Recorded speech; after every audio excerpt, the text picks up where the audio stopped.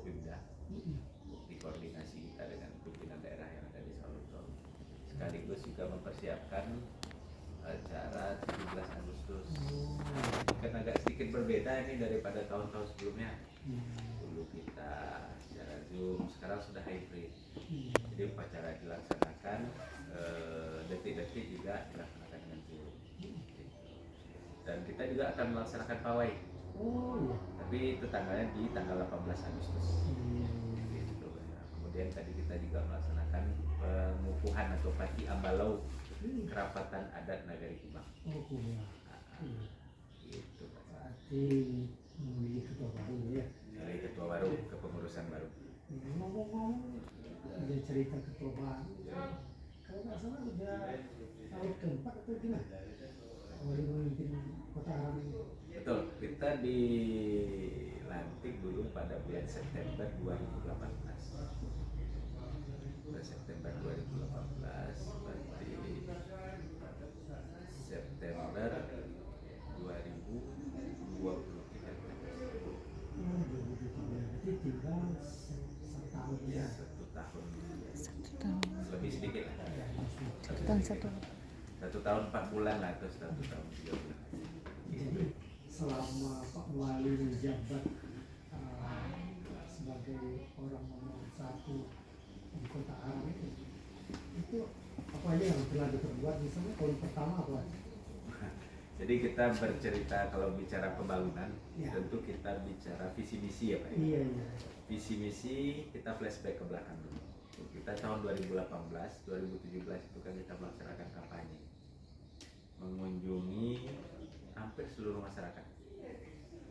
Dari situ kita tampung aspirasi kita dan kita godok. Setelah kita ditetapkan, kita bentuk dan dalam visi misi itu di dalam program kerja yang namanya RPJMD. Di RPJMD itulah tercipta 9 misi. Yang pertama, pemberdayaan di bidang agama dan budaya. Alhamdulillah berjalan dengan baik. 2018 kita masuk di bulan September, langsung kita buatkan program rumah tahfiz, karena tujuan akhirnya itu menciptakan, memperkuat program di bidang agama dan budaya, agama yang kuat, budaya yang baik. Karena sudah terukur sejak zaman dulu, kalau kita ingin hidup tentram, aman, nyaman, kita harus punya landasan agama yang kuat dan budaya yang baik. Kalau kita di Minangkabau adat, bahasa isyarat bahasa di kita ulang. Dan itu tentu harus ada program lanjutannya. Programnya adalah di pemberdayaan di bidang adat, itu tetap kita lakukan. Pidato adat, bagaimana memberi ilmu tambahan, referensi terhadap pemangku-pemangku adat kita, supaya bisa menyesuaikan dengan era globalisasi, walaupun secara adat kita tidak berubah adat. Kemudian di bidang agama, bagaimana mendekatkan diri anak-anak kita kepada agamanya dan lebih Qurani. Maka kita buat rumah tahfiz. Nah, jadi target kita menjadikan Sawalunto gudangnya hafiz Al-Quran. Alhamdulillah dari 2018 sampai sekarang sudah lebih 56 rumah tahfiz binaan pemerintah Kota Solo. 56. Ya, ini di luar rumah tahfiz milik sekolah. Nah, tiap sekolah punya rumah tahfiz. Di luar rumah tahfiz milik pribadi. Ini rumah tahfiz binaan pemerintah Kota Solo. Artinya ada anggaran. Ada anggaran yang kita berikan. Nah, berapa yang diserap dari Anggaran itu, kenapa rumah tahfiz binaan pemerintah Kota Solo itu bukan milik pemerintah. Kita melakukan pembinaan, kita menyediakan guru tahfiz. Karena yang paling berat itu di rumah tahfiz itu adalah guru. Jadi setiap masyarakat yang terbentuk dalam satu kelompok punya anak murid, silakan kalau ada lokasi kita sediakan guru. Itu kita jadikan rumah tahfiz binaan pemerintah Kota Solo. Alhamdulillah, ini kalau menurut ini data yang ada sekarang, ini program yang lebih cepat tercapai daripada yang kita rencanakan. Karena di samping kita membuat rumah tahfiz, swasta pribadi pun tergerak ingin memulai, sehingga menjadikan Sawalunto gudang hafiz Al-Quran lebih cepat. Ada 2 target yang ingin kita dapatkan dari program rumah tahfiz. Yang pertama adalah menyiapkan generasi muda. Generasi muda yang akan berkompetisi di era globalisasi, punya landasan keimanan yang kuat dan lebih Qurani. Karena era teknologi kita tidak bisa menolak itu, kita harus ikut itu, tetapi kita harus menyiapkan karakter dan keimanan anak-anak. Itu yang pertama. Yang kedua, anak hafiz Al-Quran itu lebih cerdas. Lebih cerdas. Jadi cerdas itu ada mungkin yang karena tumbuh dari awal, ada juga yang diasah. Yang diasah ini kita rumah hafiz. Jadi artinya kita meningkatkan SDM. Karena konsep membangun itu bukan hanya fisik, membangun karakter dan SDM juga itu disebut dengan membangun masyarakat, membangun Itu kesejahteraan. bagian visi. Bagian dari misi. Nah, kemudian di bidang pendidikan. Bidang pendidikan kita juga bercita-cita bagaimana anak-anak kita itu sampai ke jenjang pendidikan yang tertinggi. Artinya kita ingin anak-anak Sawalunto itu bukan hanya teman SD, SMP, kita ingin sampai ke jenjang pendidikan yang tinggi. Tetapi tentu ada kendala. Untuk pendidikan yang bagus memang dibutuhkan semangat yang kuat dan biaya yang cukup. Iya. Nah, itu kendala. Bagi yang nggak mampu gimana itu, saya dengar itu ada program dari wali kota sendiri itu. Kita mulai dari SD, SMP. Ya. Jadi SD, SMP itu masuk program wajib belajar dan itu biaya sekolahnya kan sudah gratis. Tetapi yang lain-lain apakah gratis? Mungkin tidak. Anak SD masuk SD saja ini menghabiskan biaya di atas 1,5 juta per anak Anak. untuk beli baju seragam, Iya. untuk beli sepatu, beli buku, beli tas, karena baru masuk sekolah. Ini kalau dari satu keluarga ada anaknya satu masuk SD, satu masuk SMP, satu masuk kuliah, berapa uang yang dikeluarkan?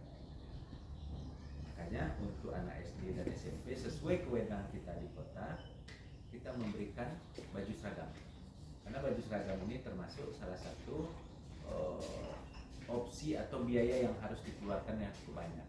Nah, oleh sebab itu ini kita berikan kepada masyarakat dalam rangka mengurangi biaya dari anak-anak itu. Jadi kita tidak ingin lagi anak Sawalunto putus sekolah karena tidak ada pakaian seragam. Itu untuk anak SD dan SMP. Iya.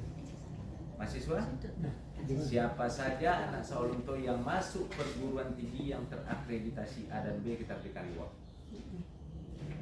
contoh. Siapa saja. Iya. Jadi kita masuk, umpamanya anak kita masuk UNP, masuk UNAR. Silahkan didaftarkan, bayar uang kuliahnya, laporkan ke dinas pendidikan, datanya nanti kita setorkan. Itu salah satu program kita kartu Sawalunto Bintang. Iya. Dan itu disetorkan dalam rekening Bank Nagari. Kita butuhkan. Setiap semester kalau IPK-nya di atas 3,1, 3,25 dan 3,4 kita berikan reward Oh. tiap semester. Jadi tidak ada daerah lain yang memberikan seperti itu. Maka program kita termasuk daerah kepala dinas kita waktu kita baru dilantik agak bingung juga gimana penerjemahan program ini. Tapi karena ini adalah untuk kebutuhan masyarakat, alhamdulillah angka rata-rata lama sekolah kita meningkat. Jadi IPM-nya juga meningkat.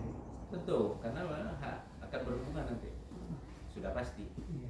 Kalau kondisi sekarang itu kan bagus itu, kontraknya dari agama pendidikan. Nah, sekarang posisi IPM-nya dalam Meningkat. berapa ya? Meningkat. Angkanya nanti kita dalam bentuk seri yang lengkap kita berikan. Wah. Angka jumlah penduduk miskin, Iya. IPM kita berapa, Hmm. angka harapan hidup dan lain-lain sebagainya. Hmm. Jadi semuanya kita tahu. Hmm. Artinya kita bicara pakai data. Iya, iya. Yang ketiga di bidang kesehatan. Oh. Saya masih ingat waktu berkeliling waktu kampanye dulu. Banyak saudara-saudara kita yang apabila dalam keadaan sakit kesulitan karena tidak punya persiapan untuk biaya berobat. Itu waktu Pak Wali pertama masuk Waktu kampanye, atau begini? setelah kami masuk kita lihat, kita inventarisir berapa orang warga Sawalunto ini yang punya jaminan kesehatan. Hanya 46%. Sisanya tidak punya jaminan kesehatan. Saya tanya, kenapa tidak punya BPJS Bu atau asuransi jaminan kesehatan lainnya? Uang tidak ada atau lupa membayar dan lain-lain sebagainya. Kami rasa itu memberatkan. Pertanyaan kedua saya, Kalau umpamanya Bapak Ibu sakit, apakah sudah punya persiapan? Kalau uang tidak punya kami Pak. Kami paling ada ternak. Apakah ikhlas kita nanti kalau kita sakit ternaknya dijual? Itu sebenarnya tabungan kami Pak. Ada skema yang kita tawarkan. Bagaimana kalau Bapak Ibu kita siapkan jaminan kesehatan? Bayar preminya itu Pak bulanan segala macam. Pemda ya bayar. Masyarakat setuju dan ini kita masukkan dalam program. Jadi setiap warga Sawalunto yang belum punya jaminan kesehatan kita bayarkan premi BPJS. Itu program kita dulu namanya adalah Kartu Sawalunto Sehat, tetapi karena regulasi di negara kita itu jaminan kesehatan itu adalah BPJS, makanya kartu BPJS yang kita siapkan. Dan alhamdulillah kita Sawalunto 2019 sudah UHC, Universal Health Coverage. Jadi jaminan kesehatan masyarakat Sawalunto itu sudah di atas 95%. Wah. Data terakhir 98% warga Sawalunto punya jaminan kesehatan. Kenapa sebanyak itu? Karena preminya dibayarkan oleh pemerintah. Jadi kalau masyarakat Sawalunto sakit tinggal menunjukkan kartu. Mungkin biaya lainnya masih ada, tetapi tidak begitu banyak lagi. Tapi mayoritas sudah menggunakan BPJS. Oke. Itu yang ketiga. Yang ketiga, Ekonomi. ekonomi kerakyatan. Kita menginventarisir yang pertama secara lahan. Sawalunto itu 70% lahan pertanian. Makanya kita banyak memberikan bantuan bibit dan ternak kepada masyarakat. Oh iya. Dan itu kita sisir mulai dari penduduk miskin, kemudian orang yang berkeinginan. Itu sistemnya berbeda bagaimana? Kita berikan bantuan lepas, Oh lepas. berikan bantuan lepas dengan harapan kalau penerimanya itu warga miskin akan keluar dari area kemiskinan tersebut. Kalau penerimanya itu bukan orang miskin tetapi orang yang mau, harapannya nanti ternaknya berkembang dan menjadi pembangkit ekonomi keluarga. Makanya survei BPS 2021 angka kemiskinan Sawalunto terendah se-Indonesia. Se-Indonesia dari 500 lebih kabupaten kota yang ada di Indonesia. Dan ini prestasi yang pertama diraih oleh Sawalunto. Jadi Sawalunto kaya-kaya berarti ya? Tidak kaya, tapi miskinnya sedikit. Miskinnya sedikit. Begitu Pak. Kaya. Dan di bidang infrastruktur. Nanti kita ini kan karena itu berkait pertambangan gimana nih? Ada mak hitam ya. Dulu kalau Sawalunto terkenal dengan batu bara. Nah, sekarang gimana? Ada tambang dalam nanti? Tambang dalam hari ini tambang masih aktif, tetapi yang perusahaan PTBA tidak aktif. Ini perusahaan besar ini buat PTBA. Berarti tidak bisa diharapkan berarti dari hasil tambang. Masih menjadi pembangkit ekonomi. Berapa? Kami lihat data ada sekitar 3.000 lebih karyawan Nama. tambang yang ada di Kota Sawalunto. Kalau tambang berarti tambang habis berarti 3.000 orang jadi pengangguran. Jadi pemungkit ekonomi. Kemudian transaksi ekonomi di bidang pertambangan itu sangat banyak sekali. Dan kita juga pemerintah dapat dana bagi hasil. Karena kalau tambang itu kan ada namanya royalti. Dana bukan pajak yang disetorkan ke kas negara. 32%-nya balik ke Sawalunto. Jadi untuk pemerintah pusat, pemerintah provinsi, daerah tetangga, dan terakhir oleh Sawalunto. Ya sekurang-kurangnya di tiap tahun itu kita masih dapat di atas 10 miliar. Lumayan lah. Lumayan. Di samping yang paling penting itu tenaga kerja. Ini saya bilang Pak Wali urban masalah kereta api itu gimana? Kembali kita ke konsep tambang tadi. Kita kan sejak tahun 2021 sudah beralih dari kota tambang menjadi kota wisata tambang. Dan ini kan sudah menjadi kesepakatan kita bersama ya.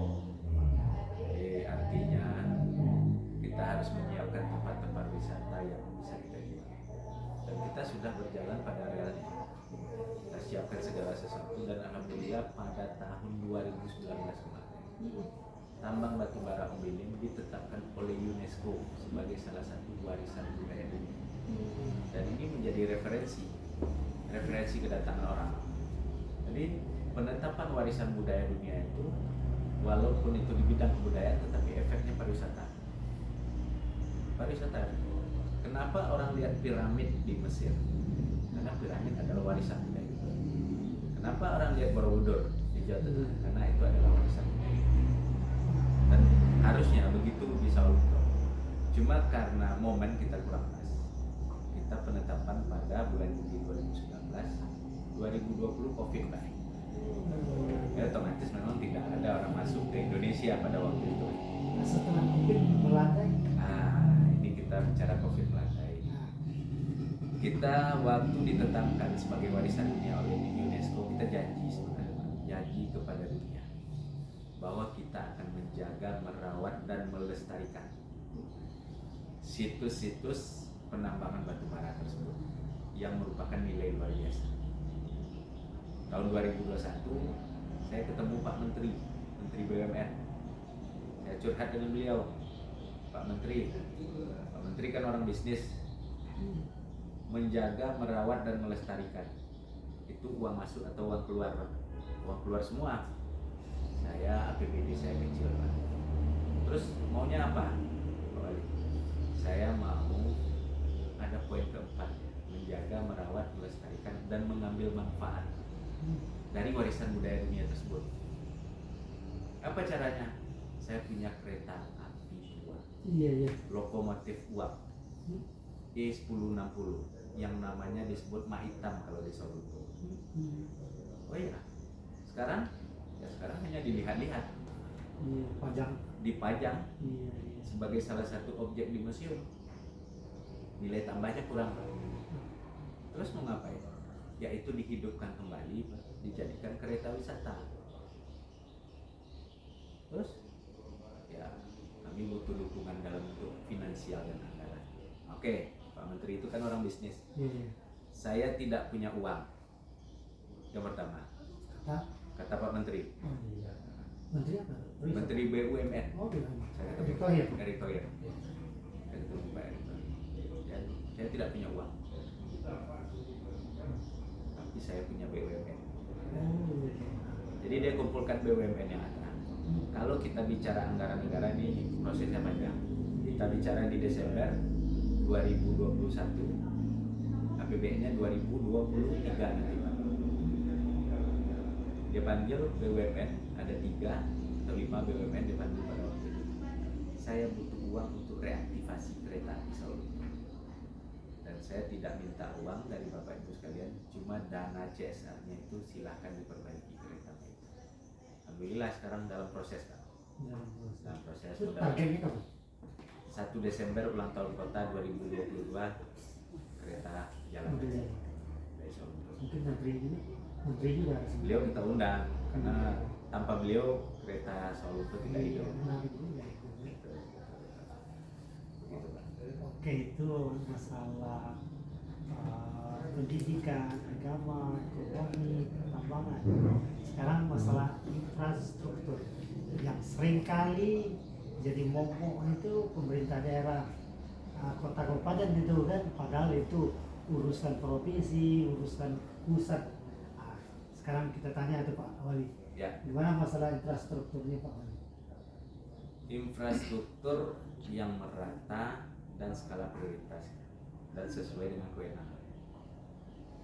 Yang pertama, kita waktu masuk itu dulu berkeliling, banyak saudara-saudara kita di Sawalunto yang tinggal di rumah tidak layak huni. Kita harus berpikiran bahwa infrastruktur itu luas Pak. Iya.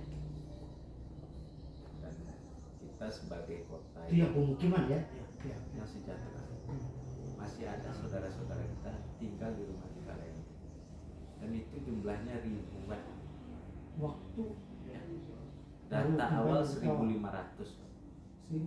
Ya. Kita mulai aktivasi, kita mulai lakukan rehab.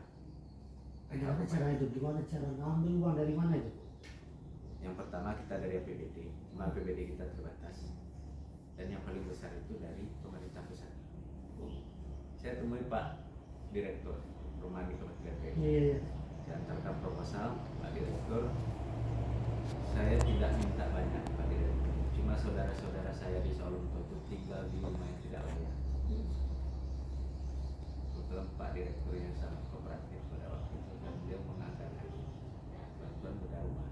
Kita dapat awal pertama lumayan banyak. Di tahun pertama itu kita bisa lakukan rehab sebanyak 500 rumah. Iya. 500 rumah. Udah sana. Tapi sampai sekarang masih belum selesai. Saya berharap tahun depan masih ada lagi bantuan buat kita. Berarti dari 1.500 kisaran berapa yang udah direhab? Sudah 2/3 kita rehab. Dan masih ada Kisaran sepertiga lagi sepertiga. yang belum kita lakukan perbaikan. Iya. Infrastruktur. Kemudian infrastruktur yang lainnya. Untuk jalan segala macam kita perbaiki. Cuma tidak semua jalan yang bisa kita perbaiki.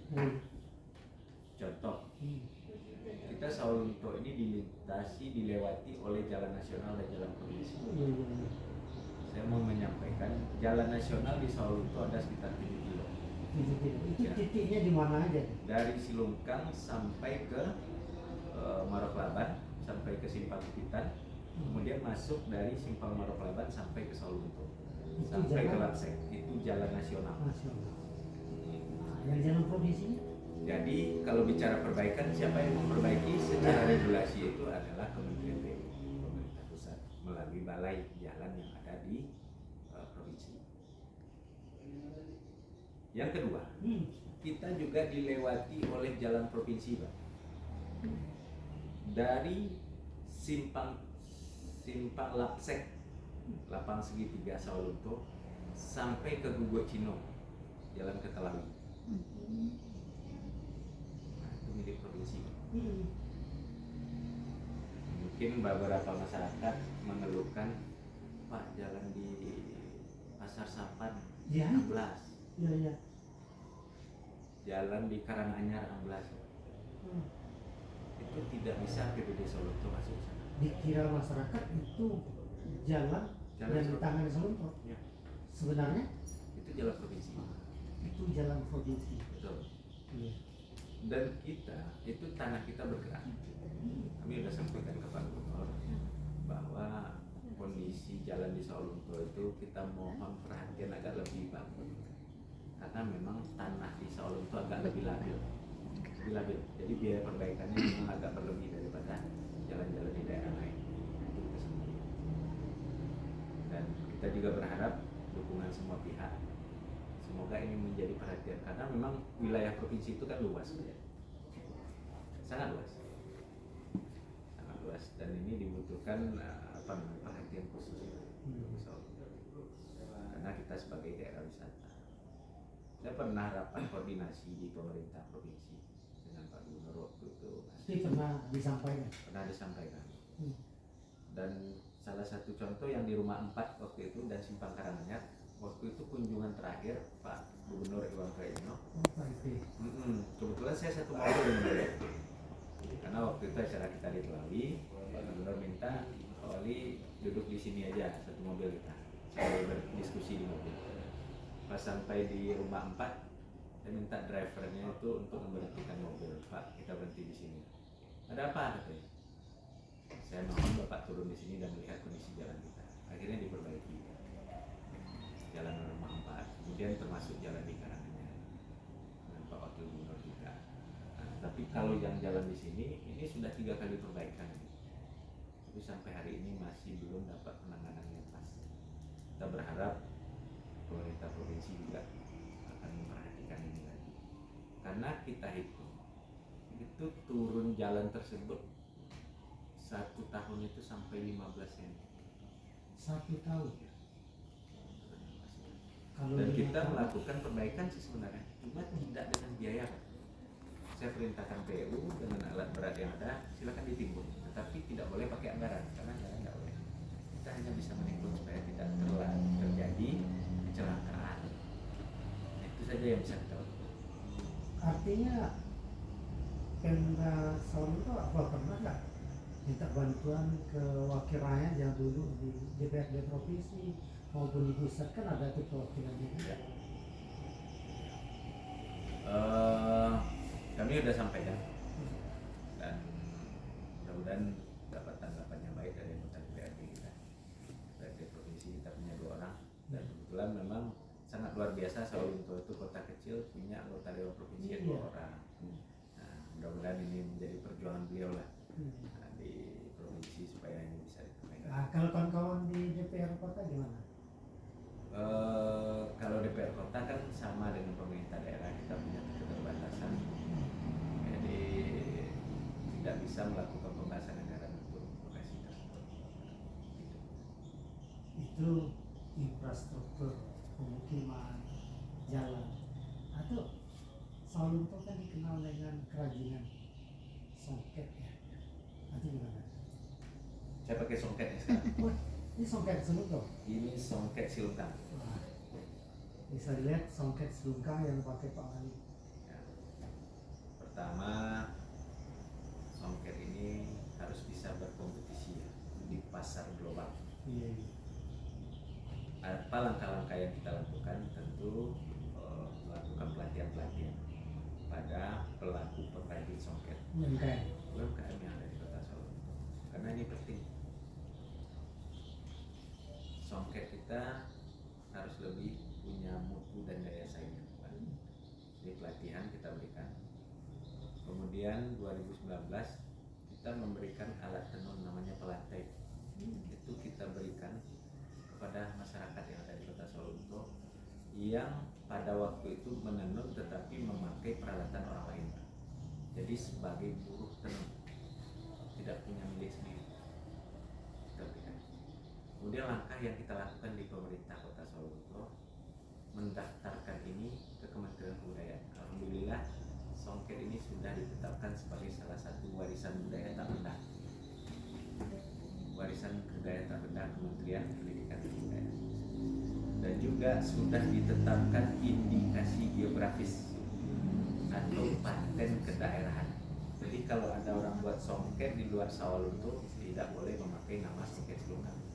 Yang boleh itu yang membuat songket ini di Sawalunto. Oke, kita sudah amankan ini songket. Jadi namanya songket Sawalunto. Songket selungkang. Songket selungkang. Songket selungkang. Arealnya adalah di Sawalunto. Kemudian dalam rangka mengupgrade dan mempromosikan, kita melaksanakan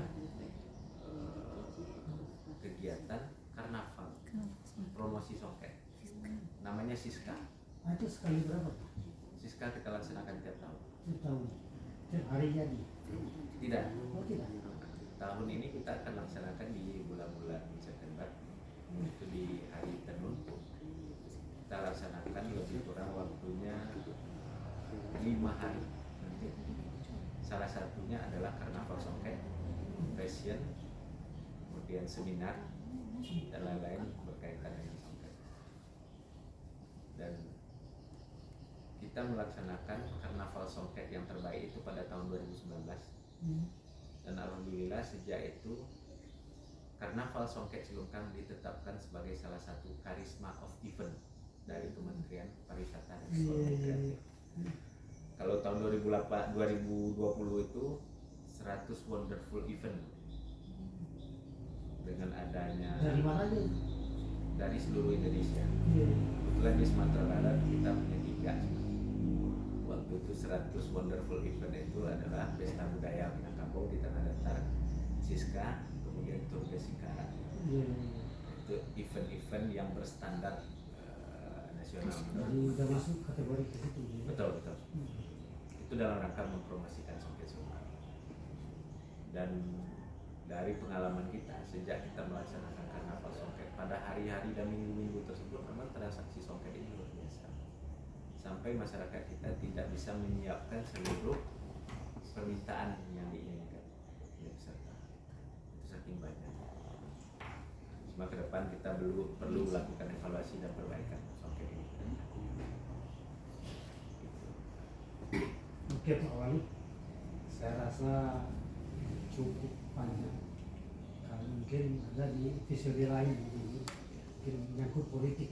Oh iya. Nah itu nanti kita jadwalkan untuk masalah gimana mengupas politik ke depan. Oke, udah itu. Closing aja kan? Ya. Closing. Closing. Satu. Ya, barusan kita bersama mendengarkan apa yang disampaikan Pak Wali Kota Sawalunto tentang pembangunan selama beliau menjabat yang hampir 4 tahun berlangsung. Ya, banyak prestasi yang diukir, namun tidak semua kita tahu, tapi ini nyata. Bisa kita lihat dalam segmen 1 jam bersama Wali Kota Sawalunto.